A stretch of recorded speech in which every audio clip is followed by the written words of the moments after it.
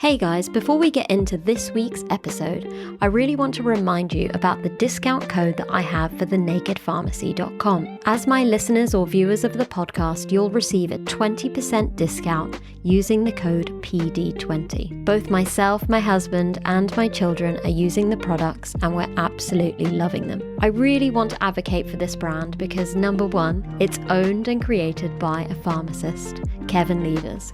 He has over 35 years of experience working in the industry of natural medicines and has created his own company and provided us with so many different products to support our needs. For me personally, I absolutely love their gut health products, the magnesium for my sleep, and Saffrosun Energy. Because as a mum of two very young children, working full time and juggling the day-to-day life that I have, I really need that extra support to keep me energized and going throughout the day. I also wanted to let you know that if you're not sure where to start with your supplement regime, Kevin has a team of multiple pharmacists that you can either contact by phone, email, or on social media to get some support on where to get started. Check out their website, thenakedpharmacy.com. Now let's get back to the episode. I guess we normally start each episode asking why you wanted to become a pharmacist in the first place.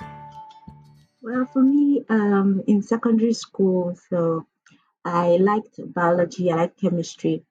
So I just wanted to do something that kind of combined both. But initially, when I started out, I actually wanted to go and study engineering.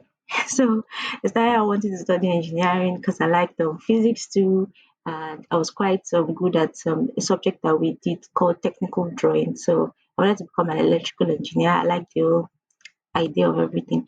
But gradually, when I realized that I was shifting towards biology and chemistry mostly, I then started to discuss with my family, like, are there any courses that kind of like combine both where I can merge my love for both? And one of my cousins just mentioned, oh, there's pharmacy. And I was like, okay, I never actually thought about that. So I read on what a pharmacist does, and I tried to look around me, see pharmacy stores, just visit there and see what it was like. And I started to get interested, and gradually towards the final year of my secondary school, I went back to my guardians counselor because we had guardians counselors that kind of guide you to choose what you want to study in uni. And then I went there and said, I want to become a pharmacist.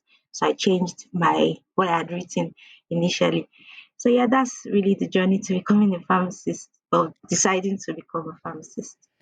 You know, I wish I had a really awesome story about how I got into pharmacy. And I spent a little over a decade in various academic roles. And part of those roles, I got to interview pharmacy applicants and would read these incredible essays about their passion for the profession of pharmacy. You know, sometimes it might have been a family member that experienced an illness, or, you know, third, fourth, fifth generation pharmacist that was an inspiration of the story. And that really was not the case for me. You know, I went to pharmacy school right out of high school.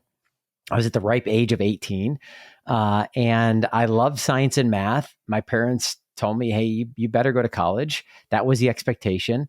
And I remember talking with a guidance counselor, and they're like, hey, have you thought about pharmacy school? You like science, you like math? And I was like, honestly, no, I haven't. And I ended up shadowing a independent pharmacist in the hometown where I grew up, which is in Buffalo, New York. And I thought, yeah, this is pretty cool. You know, pharmacists make a decent income. Looks like they have a good career. It's a doctorate degree. It's well respected. And so that really was my story into pharmacy. And it was really the transformation that happened in pharmacy school that I've always said pharmacy and being a pharmacist is really just a part of the journey. But it's really not defining of who I am. And I think as I think about myself now and really working on business, and I grew up in a small business environment, like with each passing year, it feels like the dots are making sense as I look backwards. And pharmacy is an interesting part of that story, but it wasn't a defining part of the story. And so I graduated from Ohio Northern University in 2008 with my doctorate degree. I did a year of residency, partly because I felt like, hey, that's what I should do. Not really sure what the next step is. Fell in love with teaching during residency, and from there would go into a few academic roles before I started the business journey. And how did you get into pharmacy school directly from high school? Because obviously I've talked to a few American pharmacists, and I studied my undergraduate my first degree in the US when I was living in Virginia, and I did the 4 years in biology with a minor in chemistry, and then applied for my PCATs, etc. afterwards. How did you go straight from high school? Yeah, this is interesting. We're actually seeing there's not many out there.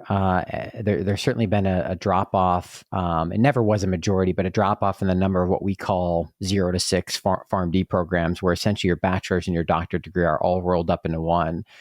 And what intrigued me in part about the university I went to, which is Ohio Northern University, is that it didn't require me to take the PCAT going directly into, which is the pharmacy admissions test that often schools will require, whether it's direct entry or after doing a bachelor's degree, similar to like the MCAT going into medical school. And I wasn't great at standardized tests. And so I was trying to find a way, hey, how do I get around that, but still get into pharmacy school? And my university specifically, interestingly, I think they just changed this a couple of years ago, but they did not issue a bachelor's degree while we were there. So it really was straight to a doctorate degree. I don't have a bachelor's degree on record, which, to be honest, like, I don't love that model. If I had to go back and do it again, I think there's real value in having both some of the time and the years of experience, as well as a bachelor's degree if you decide to pivot and change. I probably could have easily put together a bachelor's degree with a lot of the courses that I put together, but it wasn't something that was completed as a part of the PharmD program. So if you know with 100% certainty that pharmacy is your thing, and there's no question about that, you could argue a 0-6 program is the fastest way. I guess I would challenge that by saying, how many folks at 18 years old know with 100% certainty what they want to do with the rest of their lives? And, I thought it was a good fit. And obviously I've taken some variations in my career path in the first 15 years, but I think it's always good to have options. And I think a bachelor's degree and being have some of those options can be really valuable. Yeah, 100%. And you're right. And I've talked about this before in terms of age. It's very difficult to know what it is that you'd like to do at the age of 18. And that's right. In England, it's very different. You finish high school, and actually when you're in your last 2 years, so say your junior and senior year of high school, you cut down from all of the kind of regular subjects that you would do in high school to just 3 or 4 of your main subjects. So from 16, you have to actually choose. In fact, from 15, you probably have to make those choices as to what to start when you're 16. So if you're going down the medical route or pharmacy route, you automatically need to go down the scientific side. So you're kind of taking biology, chemistry. And those choices then lead you to certain university options. So, students are having to make decisions about their career so early. And there probably isn't as much career advice in the UK as I saw when I lived in the US and went through high school. I think a lot of children rely on their families to, like, parents to support them in that journey, which is great. But still, you don't exactly know where your skills are, what you're passionate about. And then you start university and you feel like potentially you might want to pivot somewhere else, but because you're spending so much on your fees, etc., there is kind of some limitations in terms of trying to, change pathways. I think the US system works really, really well, especially when I did the 4 years in biology and chemistry. I mean, the first year was just loads of different, core subjects from psychology, sociology. I did weightlifting. I did interior design. There was a lot of opportunity to try other things and enjoy other things, because who wants to just be doing science all throughout? So I really loved the US system for that. And here, like, I teach first year pharmacy students, or I was teaching first year pharmacy students, and they're very, like, naive and green in a cute way, in a nice way.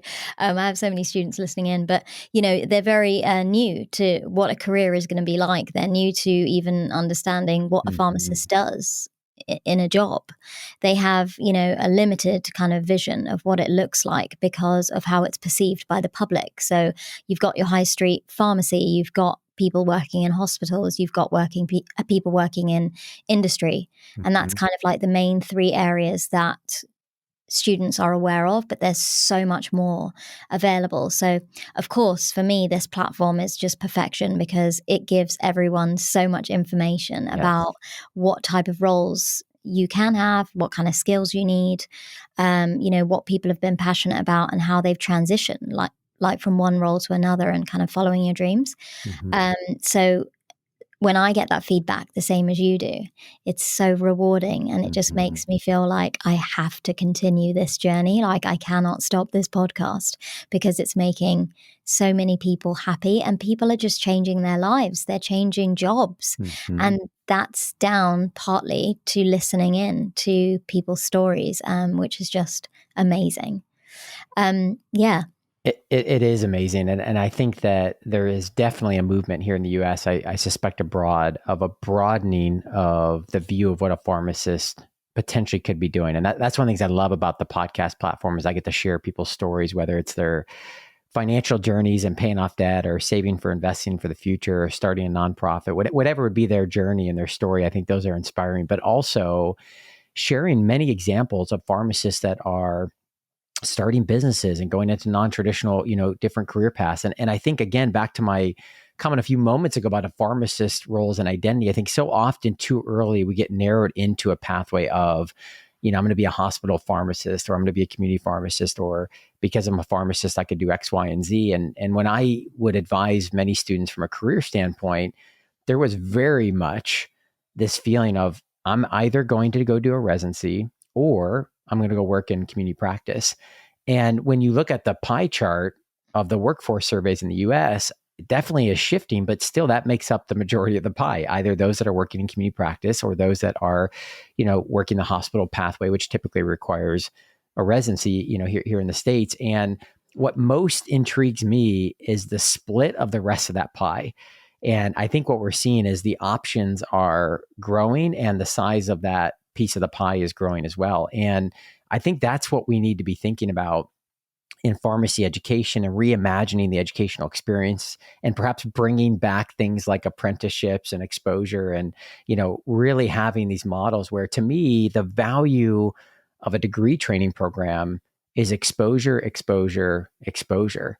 There's so few times in your life, when you look at something like a summer internship or a rotation, when you can have 3 months or a month or a season of life where your primary role and purpose is to really embed yourself in an environment and soak up as much as you can before you go on and do that again somewhere else. What an incredible opportunity. And so I think the more we can define the classroom experience and perhaps even maybe less classroom and more experiential, I think the better. But it's an exciting time. I mean, there's a lot of disruption, no question, that's going on in our profession, but with disruption comes incredible opportunity. And I think we have a generation who is coming out saying, wow, how might I use the PharmD in a way that can help solve the many problems in our healthcare systems that need to be solved, of which a pharmacist is so well positioned to be solved?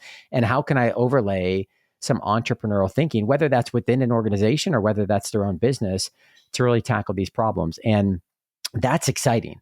Potentially frightening, for some, but I think it's really exciting that, that pathway that you're going to walk into and do the same thing for 40 years, that's not happening. When you look at healthcare and what's happening with disruption and technology, there is no way that someone graduating at 25 or 30 is likely going to be in a very similar and stable role for 30 or 40 years. And so that adaptability, is such a rich characteristic that I think we're seeing graduates today embrace, which is an exciting time.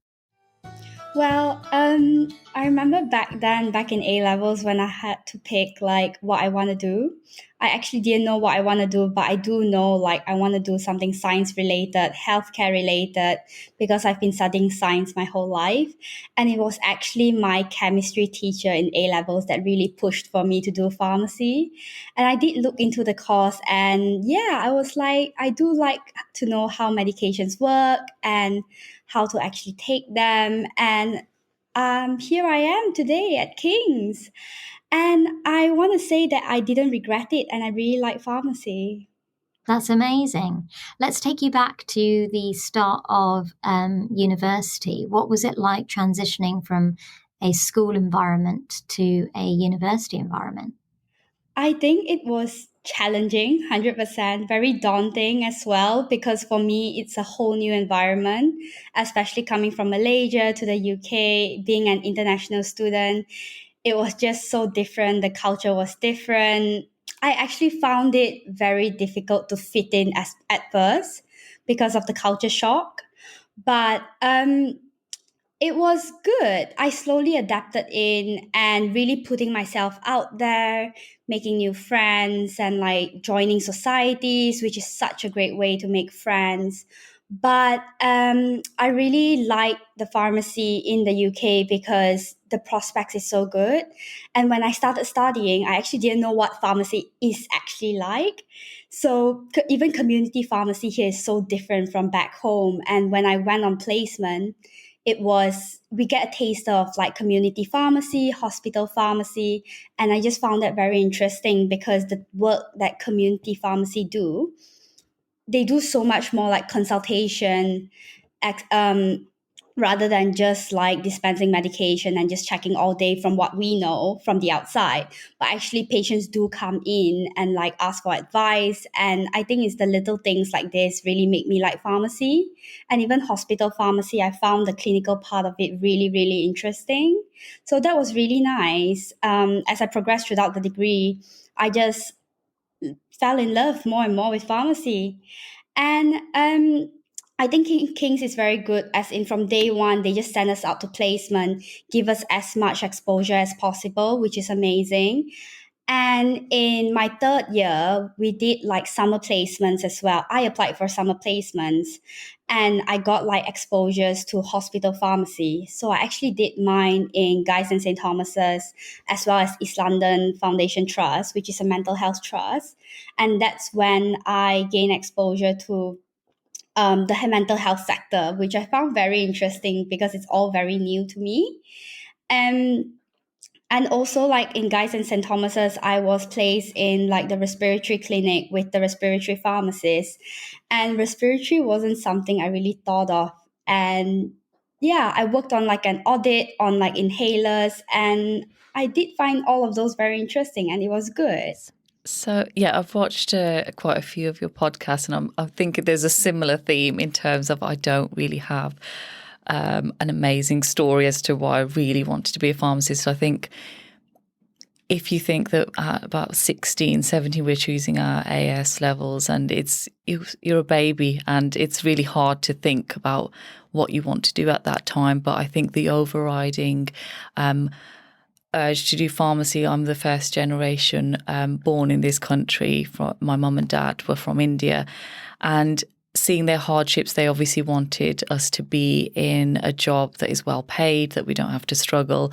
And I think the key was go to university, be in a professional job that you can get a job straight away, that there's no wavering in terms of what you could do after university. And I mean, I did have a love for science and maths. That was always there, but I also had a creative side, which was sort of always there, but pushed to the side because the science and maths always took precedent, because that was going to be something that would get me paid. And I had a part-time job when I was about 16. I worked in the local pharmacy and I thought, well, this is quite nice. It was a lovely homely feel. You're in the centre of the community. People are coming in, and it felt like a family. The pharmacist was great, always advising the people that came in, and they just really looked at him with respect and understanding that this person is going to be there to help us. And I loved the aspect that it was very people orientated. There was always time to speak to people, to give them advice, and I really liked that aspect of it. I think, as I said, when you have Indian parents, it's like, right, well, you like science and maths, are you going to be a doctor? Are you going to be a pharmacist? Are you going to be a dentist, sort of thing? So I chose the pharmacy route because of those factors that I've described. But I think it was always something that it wasn't, I would say, not really my choice, in terms of that if I look back with the knowledge that I have now, I think I would have chose maybe a dual role in terms of pursuing more of my creativity, as well as enjoying a role that allows me to help people, which is what I love about pharmacy. But yeah, that was really the way I got into pharmacy. And then I think university was great. It's time to really grow as a person, but you're still, I think if I look back now, you're still very much a child, going through learning and really embarking on quite a daunting journey, because university is fun, you're learning, and it's a transition from school life. So part of me almost felt that I was still at school. I was still doing my A levels. It was just a continuation of that, because I didn't really move away from home either. So it felt like I was going to school. I was going in the morning and come back to my home. And so when I finished my degree, I really felt that I always had this niggling feeling that there was something more I need to be doing. When I finished my degree, I went into community pharmacy and worked for a large multiple. And so when I started in my community role, I was like, right, I'm going to really try and improve this store and make it the best I can. So that was my key focus at that point. But then once the store was running great, I thought I need to do something else. So I would say a year or so into practicing as a community pharmacist, I wanted to do some additional learning. So I did a clinical diploma, and I thought, that's my focus now. That's going to fill this urge that I've got, or this hole that I feel, that I need to be doing something else. And once I did the diploma, there was an opportunity to be able to do your independent prescribers course alongside the diploma, as a component of the diploma. But I was working for a large multiple, and they didn't feel the need for me to do that, because they felt that role wouldn't really fit into a community pharmacy. So whilst they had originally said to me I could do it, they sort of said no at the last minute when I was choosing that component. So I felt quite disappointed, because I thought I really want to be a prescriber. I really want to move up the ladder of my career and do the prescribers course. Yeah, so I grew up in Belfast, Northern Ireland. And at school, I always gravitated towards the sciences. My mum and dad kind of split. My mum went very politics, and my dad went all sciences. So there was quite an influence there. So me and my younger sister gravitated towards the sciences, and my older sister gravitated towards languages. And even to this day, that still exists, where me and my sister are both pharmacists. So she practices in Northern Ireland in GP practice, whereas I'm obviously in community. Whereas my older sister, who ventured more along the humanity side, is a translator in Holland. So obviously the family split is still there. But in school, really loved biology, really into the sciences. And obviously at the careers talk with the careers person, it was like, what can I do with this love of science? Because pharmacy didn't run in the family. So she was like, well, you could do, because I was thinking do biochemistry or something that was linked to biology, because biology was my favorite science. And then she was like, oh, well, you've got medicine, dentistry, pharmacy. And so I'd applied for dentistry and pharmacy. Then I still wasn't 100% sure of what to do, so I took a gap year. And then the following year, I chose to do pharmacy at Queen's University, Belfast. And my sister, who's a year younger, also chose to do pharmacy, so she always says I copied her. So we ended up in the same year. Went through, did the undergrad, really enjoyed it. Belfast has one of the best pharmacy schools in the UK. I think it's always ranking in the top 3. lots of really good things that go on, lots of good research, good links to the local hospitals. And then did my pre-reg year in community in Belfast. And this was about the time of, do you remember the credit crunch? It was no, because I spent 2010. I spent quite a lot of my teenage years and my first degree was in America. My parents like moving, so I wasn't around then. But yeah, go on, tell me. Yeah, so the credit crunch, I think it was around like Lehman Brothers in America, and Ireland had been a very fast growing economy. And then when this happened, lots of things shut down. That also affected the pharmacy side of things, and lots of my year moved to the UK. So lots of people in Ireland, Northern Ireland, went to like Scotland, England, and Wales. So when I first qualified, I moved to northwest England, moved to Cumbria, Lancaster, and loved it because I got to work in the Lake District. I worked in like Windermere, all those little cutesy Lake District towns. So that's amazing. It was a lovely introduction to pharmacy life because it was just really, really quaint, really nice. The community was nice, and obviously you'd occasionally get bits and pieces on tourism, but by and large, very nice little introduction to pharmacy. I always had a passion for health, even as a very young child. I was massively into science at school. And I just instinctively knew that I was going to get into a career relating to healthcare. Wasn't quite sure what it was going to be. I looked at forensic science for a bit. I liked the idea of being on a journey where you don't really know where the outcome is.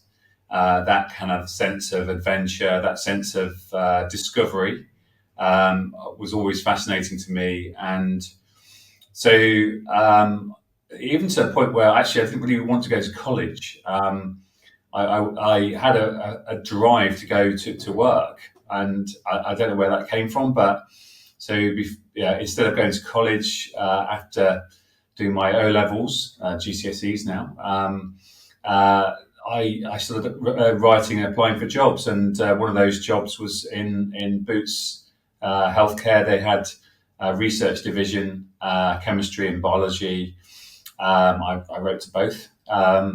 And as luck would have it, I got an interview, a series of interviews. I had 3, I think, in all before I actually went into research chemistry.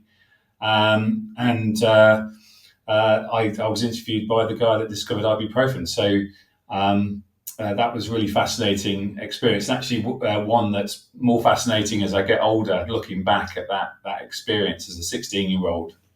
Actually, I probably was 15 at the time, being asked the chemistry questions by a god of chemistry. And at the time, my view was that this was amazing.